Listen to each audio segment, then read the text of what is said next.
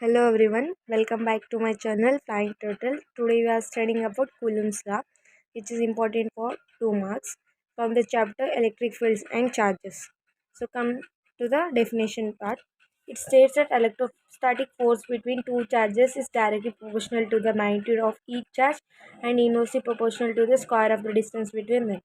तो ये स्टेटमेंट हमें ये स्टेट करता है कि जो इलेक्ट्रोस्टैटिक फोर्स होता है यानी कि जो कॉमन फोर्स होता है दो चार्जेस के बिटवीन वो उन दोनों के मैग्नीट्यूड जो चार्ज उनका रहता है ना उनके चार्ज के मैग्नीट्यूड को डायरेक्टली प्रोपोर्शनल करता है। यानी कि अगर चार्ज बढ़ेगा तो उसका फोर्स भी बढ़ेगा, अगर चार्ज घटेगा तो फोर्स भी घटेगा।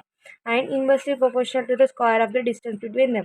तो इनवर्सली प्रोपोर्शनल का यह होता है कि अगर उनका जो डिस्टेंस बढ़ेगा तो चार्ज घटेगा, अगर डिस्टेंस कम होगा तो चार्ज बढ़ेगा। तो आते हैं डेरिवेशन पार्ट में। इधर इस फिगर में हम देख सकते हैं कि Q1 और Q2 दो चार्जेस हैं।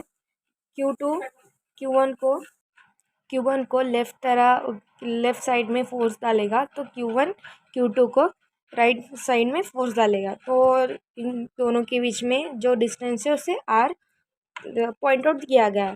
तो इधर फोर्स F जो है वो Q1 मैग्नीट्यूड इधर हमने मॉड डाला है ताकि वो मैग्नीट्यूड को रिप्रेजेंट कर सके। F यानी कि फोर्स, Q1 यानी कि चार्जेस। तो F is proportional to Q1 is equation 1 and another one F is proportional to Q2. It may be taken as F1 and F2 which are proportional to each other, equation 1 and equation 2. And here F1 is inversely proportional to the square of the distance.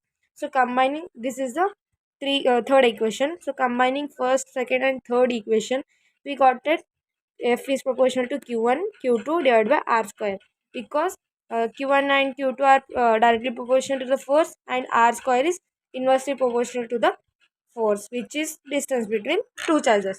So if we remove the constant, जैसे कि हम constant हटाते हैं तो हम उधर k यानी कि सॉरी प्रोपोर्शनलिटी हटाते हैं तो constant को ऐड करते हैं, इसलिए हमने k को ऐड किया है जो कि कूलम्स कांस्टेंट है। F is equal to k Q1 Q2 divide by R square. तो हम इधर k को कॉलम्स कांस्टेंट माना जाता है, उसका वैल्यू 9 × 10⁻⁹ है। जब हम प्रॉब्लम सॉल्व करेंगे तो हमें हेल्प होगा। Is equal to 1/4 epsilon naught. ये ई नॉट जो ऐसे दिख रहा है वो एप्सिलॉन नॉट होता है, मैंने इधर लिख दिया है already. So thank you for watching my video. I hope that you understood this law, Coulomb's law. One who have subscribed my channel, thank you so much, and one who not subscribe my channel, please subscribe my channel. Thank you once again. Have a nice day.